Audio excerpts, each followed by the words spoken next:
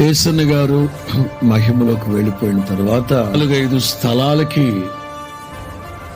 నన్ను కూడా తీసుకెళ్లారు. ఫిరంగిపురం దగ్గర ఆ లోపల కొండవీడు లోపలికి కూడా తీసుకెళ్లారు.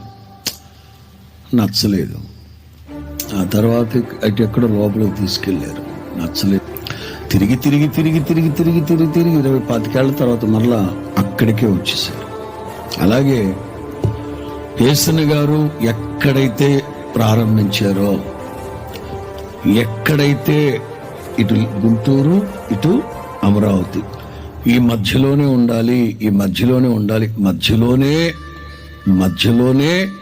అని అనుకున్నాం. కానీ మరలా సేవ ప్రారంభించిన మరలా కేంద్రం దగ్గరికే మరలా వచ్చేస్తామని కలలో కూడా ఇలా జరుగుతుందని కలలో కూడా అనుకోని పరిస్థితి.